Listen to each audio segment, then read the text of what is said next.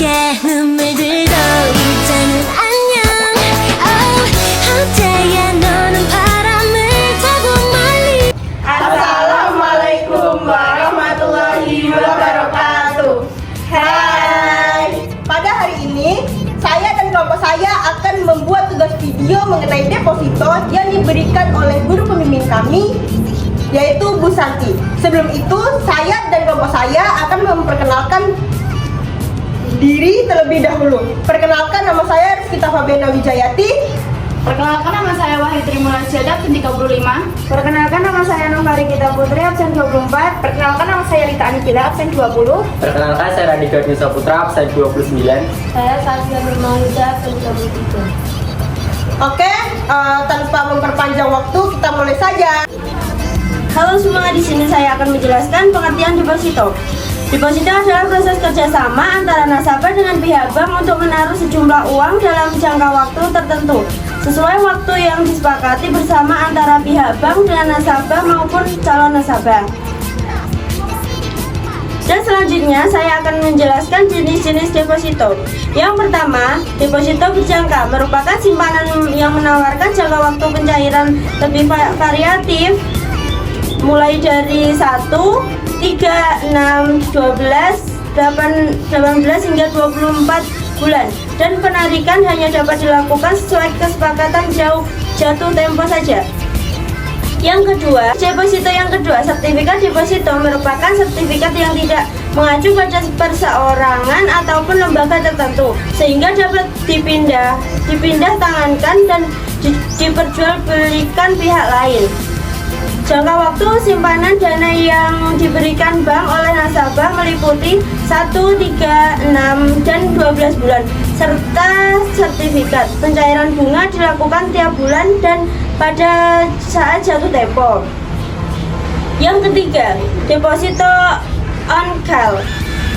Jenis deposito ini adalah yang paling singkat, tenggat waktunya berkisaran 1 minggu hingga 1 bulan. Namun biasanya deposito on call diterbitkan dalam jumlah yang cukup besar. Untuk deposito ini, nasabah perlu memberitahu bank terlebih dahulu sebelum melakukan pencairan. Nah, di sini saya akan menjelaskan tentang syarat umum deposito. Yang pertama, melakukan pengisian formulir pembukaan rekening deposito. Yang kedua, menunjukkan bukti asli identitas diri seperti KTP atau SIM atau paspor untuk perorangan. Yang ketiga, atau menyerahkan fotokopi bukti identitas badan usaha atau hukum untuk perusahaan. Yang keempat, melakukan setoran awal untuk pembukaan rekening deposito. Setelah mempersiapkan segala hal di atas, kadangkali kamu memikirkan berapa keuntungan yang dapat kamu terima dari deposito yang kamu lakukan. Oleh karenanya, kamu butuh perhitungan terkait bunga keuntungan dari deposito. Di sini juga saya akan menjelaskan cara menghitung bunga deposito. Yang pertama, pendapatan per bulan. Cara menghitung bunga depositonya adalah total bunga sama dengan jumlah setoran dikali suku bunga dikali 80% dikali 30 hari dibagi dengan 365 hari. Angka 80% didapatkan dari persentase pendapatan dikurangi persentase pajak yang harus ditanggung, yaitu antara 100% dikurangi 20%. Yang kedua, pendapatan per jatuh tempo. Total pendapatan per jatuh tempo adalah bunga deposito sama dengan jumlah setoran ditambah keuntungan bunga deposito dikurangi jumlah pajak deposito. Keuntungan bunga deposito sama dengan jumlah setoran dikali suku bunga dikali jumlah tenor dibagi dengan 365 hari. Jumlah pajak deposito sama dengan keuntungan bunga deposito dikali tarif pajak. Hai semua, jadi hari ini saya akan menjelaskan tentang resiko deposito. Yang pertama adalah resiko kerugian penalti. Adanya denda atau penalti ini berfungsi sebagai cara agar nasabah tidak mencairkan dana sebelum jatuh tempo. Jika nasabah mencairkan sebelum jatuh tempo, maka nasabah mendapat penalti. Nasabah harus memenuhi denda berupa biaya administrasi dalam besaran tertentu sesuai dengan ketentuan bank tertentu. Umumnya, angka penalti atau denda sebesar 0,5% hingga 3%, namun setiap bank memiliki ketentuan berbeda. Nah, hari ini saya akan menjelaskan tentang manfaat dari deposito. Manfaat dari deposito yaitu dapat dijadikan anggunan atau jaminan kredit, terus dapat juga untuk memperoleh hasil bunga yang umumnya lebih tinggi dari bentuk simpanan lainnya. Dapat mengelola keuangan secara lebih terencana sesuai dengan kebutuhan dan jangka waktu deposito. Pada bagian ini, saya akan menjelaskan keuntungan dan kekurangan dari deposito. Yang pertama itu menabung dengan cepat. Deposito akan mempermudah kamu untuk menabung. Berbeda dengan tabungan di mana kamu bisa mengambil uangmu kapanpun. Deposito, kamu baru bisa mengambil uangmu dalam waktu yang sudah ditentukan. Dengan begitu, kamu bisa menabung dengan cepat tanpa tergoda untuk mengambil uangmu setiap saat. Yang kedua, resiko lebih kecil. Deposito memiliki resiko yang lebih rendah karena uang yang kamu simpan di bank terjamin oleh lembaga penjamin simpanan dengan jaminan hingga 2 miliar. Nilai yang kamu depositokan juga tidak akan terpengaruh oleh pergerakan pasar. Yang ketiga, bunga lebih besar dari tabungan. Deposito memiliki bunga yang lebih besar dari tabungan biasa. Pihak bank akan menentukan bunga deposito dari uang yang kamu simpan dalam jangka waktu triwulan atau per tahun.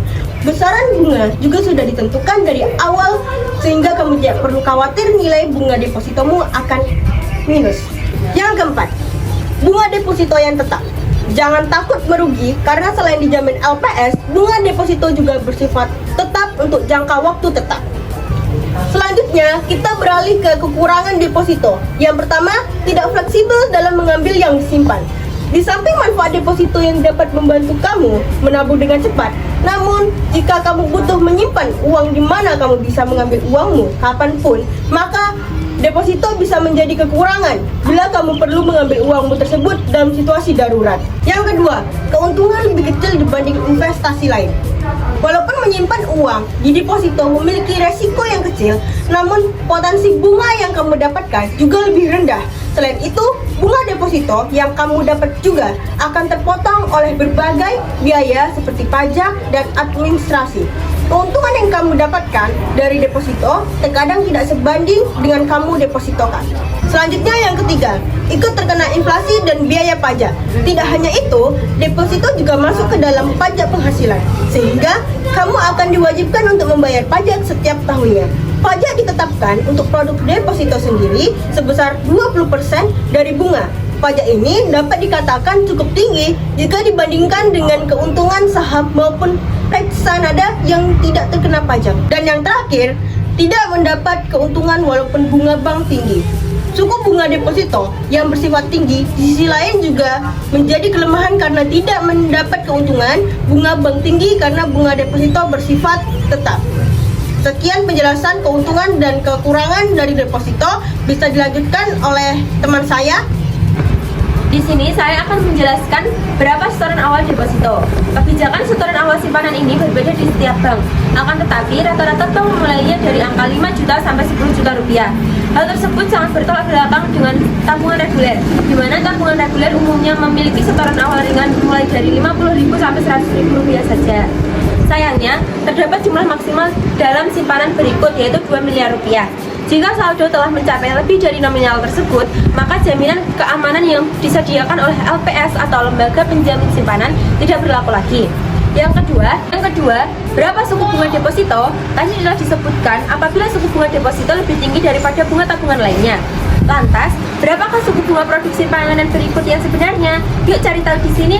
Data tahun 2020 menunjukkan bahwa suku bunga deposito di bank-bank di Indonesia mencapai 3-7,5%, sedangkan tabungan reguler biasanya hanya menawarkan bunga sekitar 1% setiap tahun. Dari sini dapat disimpulkan jika simpanan ini lebih menguntungkan dibandingkan tabungan reguler. Yang ketiga, berapa lama tenor deposito? Tenor adalah jangka waktu penyimpanan dana yang bisa dipilih oleh nasabah sendiri, mulai dari 1, 3, 6, 9, 12, atau bahkan 24 bulan. Semakin lama tenor, semakin besar pula suku bunga yang akan Anda dapatkan. Contohnya, yakni jika kalian mengambil tenor selama 12 bulan, maka pencairan dana baru bisa dilakukan 12 bulan setelah Anda membayar setoran awal. Di sini saya akan memberikan tips dalam memilih deposito. Sebelum Anda memutuskan untuk mendepositokan uang Anda, sebaiknya Anda mempertimbangkan beberapa hal dalam menentukan bank yang Anda pilih. Salah satu pertimbangan utama dalam memilih bank untuk mendepositokan adalah pastikan reputasi serta kinerja bank tersebut baik dan terpercaya. Pastikan bank tersebut memiliki keuangan yang sehat sehingga deposito yang Anda simpan dapat lebih aman dan minim resiko. Selain itu, pastikan suku bunga yang ditawarkan bank masih dalam batas jaminan LPS, yaitu paling tinggi sebesar 7,5%. Waspada terhadap bank yang menawarkan suku bunga di atas 7,5% tersebut. Setelah mengetahui dan memahami lanjutan mengenai deposito serta tips dalam memilih deposito, kini Anda dapat menentukan bank tempat Anda mendepositokan uang Anda. Salah satu bank deposito terpercaya adalah CIB Niaga. CIB Niaga memiliki berbagai keunggulan, mulai dari suku bunga yang menarik, jangka waktu yang fleksibel, tersedianya sistem automatic rollover, dan berbagai keunggulan lainnya. CIB Niaga memiliki dua jenis deposito berjangka yang dapat dipilih sesuai dengan preferensi dan kebutuhan Anda, yaitu deposito berjangka personal dan deposito IB berjangka yang sesuai dengan prinsipmu mudorobah mutolah dengan beragam keunggulan. Terima kasih. Sekian yang dapat kami sampaikan. Semoga apa yang kami sampaikan kepada kalian bermanfaat untuk kita semua. Kami pamit undur diri dulu guys. Assalamualaikum warahmatullahi wabarakatuh. Bye. Ini Aduh, lintahan dirimu apa?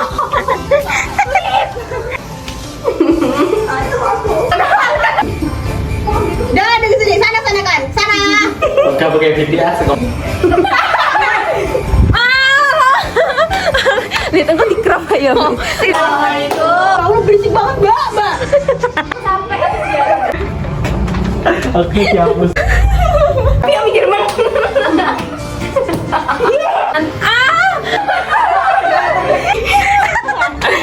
Hapus aja. Ya Allah. Karena mama. Salah. Diam. Selesai. Tapi apa ini? Ciro.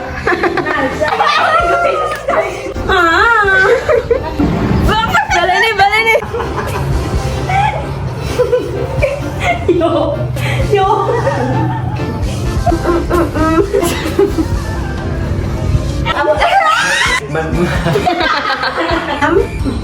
Itu tangan ini enggak singkran karawanku. Nanti, takut kok.